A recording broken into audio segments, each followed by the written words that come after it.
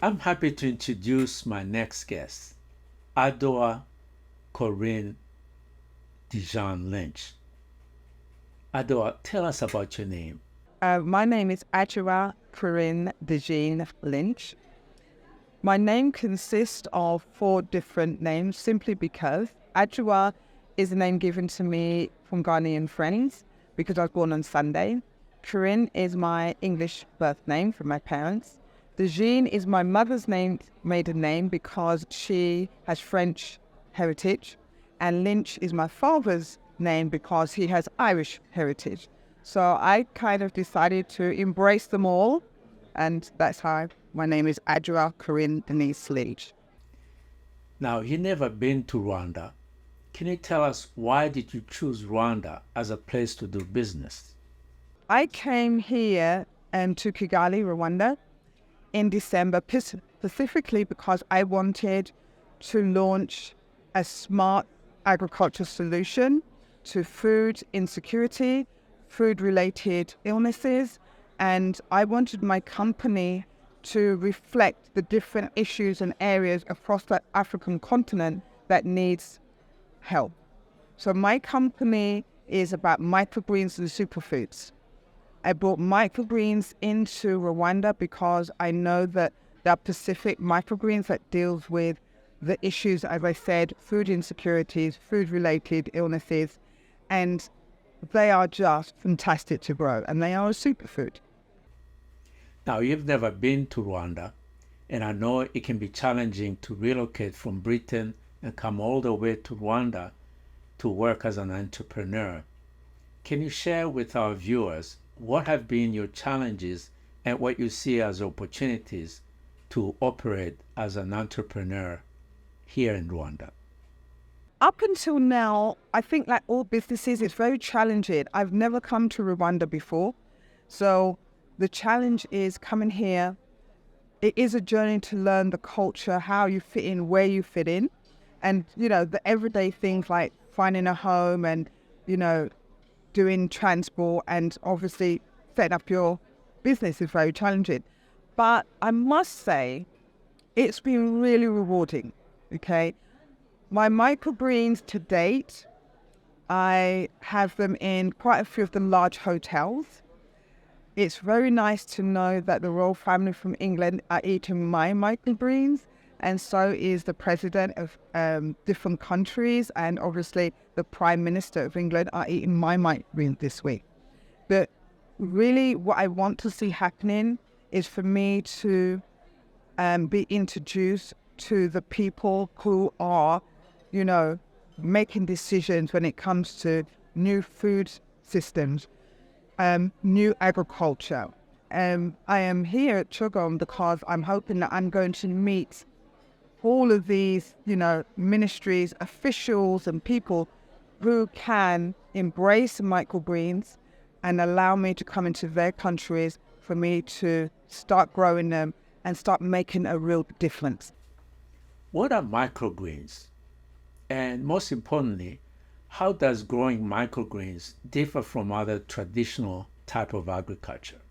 Microgreens are the very baby-sized vegetables, but not all seeds can become microgreens, okay? Because there are some that if you harvest them at a very early stage, they become poisonous. So you have to be very selective and know which seeds to use.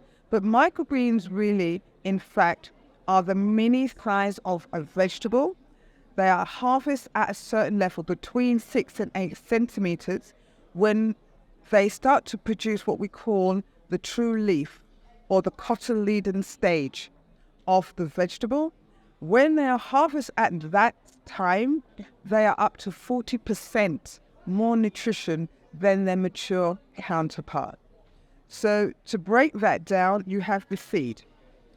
You plant the seed starts to grow to about here. At that level, they are nutritionally high. If you continue to grow them, you'll produce the mature vegetable, like what we know, the vegetable, the radish.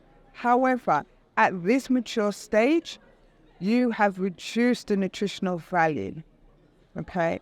So to look at it, and I know this may be upsetting for a lot of people, what you're producing here, the tomato, the vegetable, the onion, the broccoli, the kale, yes, it's big, it's round, it's beautiful, but the nutritional value is very low.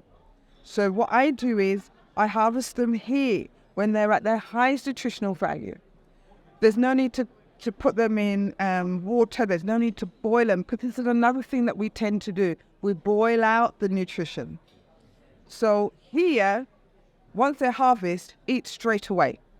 The beautiful thing about microgreens, there's no fuss involved to get that nutritional value. If you're a person who's afflicted with some kind of illness or condition, we should be putting them here where the microgreens harvest them. They're grown in pure organic soil, okay, which therefore means there's no fertilizers. When I did my research across the continent, I found it was very disturbing, the amount of fertilizers that we're using, okay? Now, what I'm saying to the farmers and everybody else is, let's learn to harvest them here, where they're at their nutritional highest point. Let's then use only organic matter, because these are grown in our bodies after all. Within my company, I believe in a zero waste policy. So as soon as we harvest those microgreens, the bed that they've been growing in, we take it and we now give it to rabbit farmers in Kigali, and we also give it to poultry farmers. And that to me is a very happy situation to be in, because at the end of the day, we should be looking at sustainability, how we are affecting our environment, that if we are growing them to this state here, look at all the fertilizer that we need to use.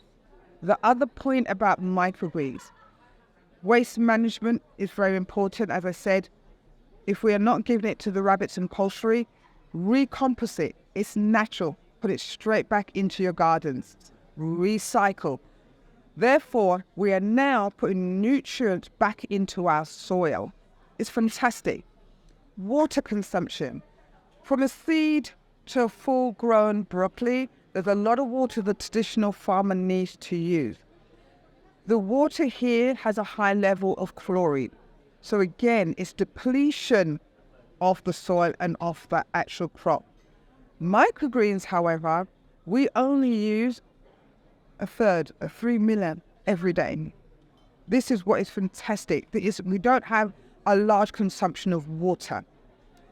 The other thing as well is that microgreens, the crop grows between 7 and 14 days. Now, I challenge any farmer to have a crop that can yield in 14 days max. The beauty about microgreens can be grown not only horizontally and vertically, but in small spaces. It was very important for me to find a crop that can be grown in a rural area, haven't got land situation, in an apartment, in an office. So microgreens can be grown in very small areas, right? Which is very important for Rwanda because we do not have the land mass, okay? So my proposal is that I need to teach the farmers diversification. You've got an acre of land, fantastic. But how about if we look at using it more productively? We seem to be growing a lot of crops. I like to say copy crops. You know, all farmers are growing the same thing. I am saying we need to give the land a rest. Let's introduce crop rotation, permaculture. Allow then your soil bed to rest. Therefore, we can now grow our microgreens over it, on shelving, in the sunlight. All the microgreens that I produce are grown outside in the sunlight. There's a belief in nutrition that food is medicine. Can you tell us about the values of consuming microgreens and how does it benefit our health? Food is medicine. However, it must be the right food, okay? Microgreens has many studies. I believe the first study of microgreens was back in 1960. So they have been a subject of interest in the scientific field, in our medical field. There are specific microgreens that have already been reported to have phenomenal changes and difference on inflicted people. And I'll give an example. One of the top microgreens is broccoli. Now, when I say that, people think of broccoli as the broccoli we know here. But the broccoli microgreen grows to about this high. And what that tiny microgreen does is that it has a positive impact on people with certain cancers. It is fantastic. And that was one of the things that drove me to have microgreens as a business and why I believe in it. Because I've researched and find out there's quite a lot of people across our continent, our men, who have prostate cancer. The idea is that we look at the broccoli microgreen, we look at the kale microgreen, and we put together a program where we are feeding not only the people who have it already, but the men who have already been marked, if you like, to maybe contract the prostate cancer.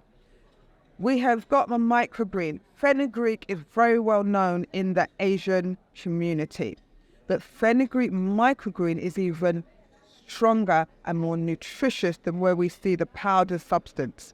Now, that has been proven to help mothers who are lactating, which is, again, across the continent, there is a problem within those areas. It's also been proven to help the libido of the male and the female, okay? So those are just a few. We look at the radish, and I love the radish microgreen. Radish microgreens are excellent because they do the whole internal balancing. So people who have stomach problems, people who have indigestion, constipation, excellent for the immune system. Microgreens are the answer to our food security problems. I do truly believe that. But we have to look at what is going to be the best microgreens to produce, because it's very dependent sometimes on country. Because microgreens can be grown very successfully indoors, it means when we have drought areas, when we have climate change issues that we have to think about, they're the ideal plot. They do what we need them to do. When I started with microgreens, I was staying at my brother Robert's home. I had a bedroom, I had a large window, and that was it. And I bought my very first microgreens kit. I'll never forget this. And I could not believe within 3 days I was getting sprouting. Phenomenal. And I have all those pictures because it's a great memory. But for me, the idea of having microgreens in the continent is that we do not all have this big acres of land. What I want to see is that every single African can grow microgreens in their home, on their kitchen window, by the corner of maybe a bedsit for a student, right? In an office, on the office conference table. That's what I want to see. Well, thank you for sharing your insights with us. We definitely would like to follow up and learn more about how you're progressing as an entrepreneur in Rwanda, promoting microgreens, not only here, but across the continent.